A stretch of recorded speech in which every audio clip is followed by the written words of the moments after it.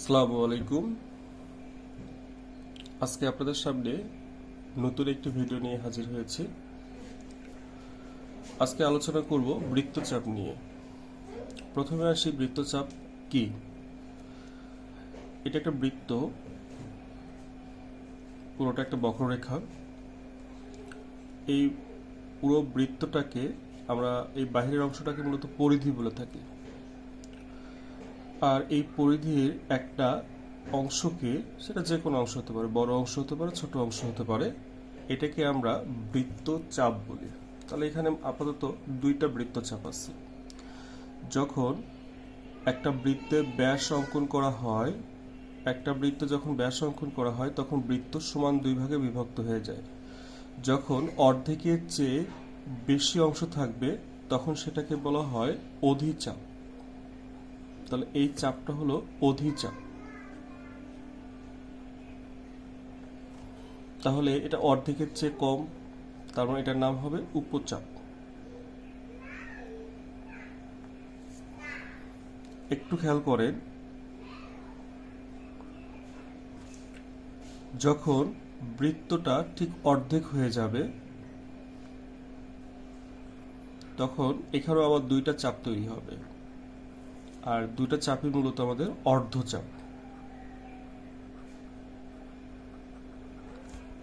তাহলে এটা আমাদের অর্ধচাপ। তাহলে এখানে বৃত্তচাপ মূলত হলো তিন প্রকার, একটা অধিচাপ, একটা উপচাপ, একটা অর্ধচাপ। এই মোট হলো তিন প্রকার।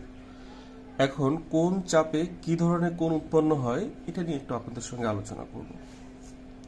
একটু খেয়াল করেন, আমরা যদি এখানে যদি অধিচাপ এবং উপচাপের ব্যাপারটা যদি খেয়াল করি, অন্তর্লিখিত বলতে বোঝায় হচ্ছে ভিতরে, আর বাহিরে বলতে বুঝতে পারেন বাহিরেই।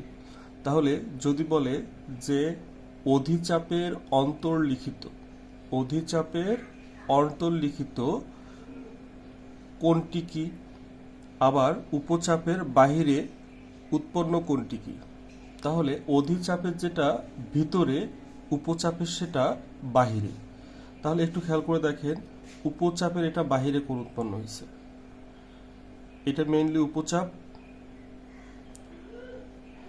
আর এটার বাহিরে। আর এটা হলো অধিচাপ, অধিচাপের হচ্ছে ভিতরে বা অন্তর্লিখিত। এই কোণটা হবে সূক্ষ্ম কোণ, এই কোণটা হবে সূক্ষ্ম কোণ।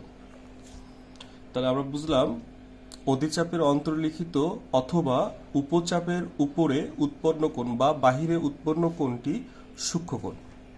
এবার আসি, আবার উপচাপ এবং অধিচাপ নিলাম, বাহিরেরটা হচ্ছে অধিচাপ আর এটা হলো উপচাপ। তাহলে সেক্ষেত্রে উপচাপের অন্তর্লিখিত মানে উপচাপের ভিতরে হতে হবে, আর অধিচাপের বাহিরে বা উপরে হতে হবে। তাহলে আমাদের উপচাপের অন্তর্লিখিত অথবা অধিচাপের বাহিরে উৎপন্ন কোণটার নাম হলো স্থূলকোণ। স্থূলকোণ, ঠিক আছে। তাহলে আমরা এখানে দুইটা আমরা নোটে এখানে জানলাম, উপচাপের উপরে অথবা অধিচাপের অন্তর্লিখিত বা ভিতরে উৎপন্ন কোণটা হবে সূক্ষ্মকোণ। আবার এখানে আমরা যে জিনিসটা বুঝলাম, অধিচাপের বাহিরে অথবা উপচাপের অন্তর্লিখিত কোণটির নাম হচ্ছে স্থূলকোণ। এটা হলো অর্ধচাপ। তাহলে অর্ধচাপ যখন আমাদের ব্যাস উৎপন্ন হয়, ব্যাস বৃত্তকে সমান দুই ভাগে বিভক্ত করে ফেলে, তাহলে এখানে দুই ধরনের চাপ উৎপন্ন হয়। তাহলে আমাদের অর্ধচাপে উৎপন্ন কোণটা হবে সমকোণ, অর্ধচাপে উৎপন্ন কোণটি সমকোণ, ঠিক আছে। তাহলে এটা 90 ডিগ্রি। তাহলে এটা আমরা এভাবেও চিন্তা করতে পারি, এটাকে এভাবেও আমরা প্রমাণ করতে পারি। আমরা আমরা এটা হচ্ছে কেন্দ্রে সরল কোণ উৎপন্ন হয়েছে, কেন্দ্রে সরল কোণ উৎপন্ন হয়েছে মানে 180 ডিগ্রি। তাহলে এই চাপটার এখানে আমাদের হচ্ছে 180 ডিগ্রি কেন্দ্রস্থ কোণ, তার মানে বৃত্তস্থ কোণটা হবে তার অর্ধেক। তাহলে 90 ডিগ্রি, আমাদের 180 ডিগ্রির অর্ধেক হলো 90 ডিগ্রি। তাহলে এভাবে আমরা চিন্তা করতে পারি। তারপরে অর্ধ বৃত্তস্থ কোণ এক সমকোণ অথবা অর্ধচাপে উৎপন্ন কোণ এক সমকোণ বা 90 ডিগ্রি। সবাইকে অসংখ্য ধন্যবাদ। যদি বুঝতে পারেন তাহলে শেয়ার করে রাখবেন। ধন্যবাদ।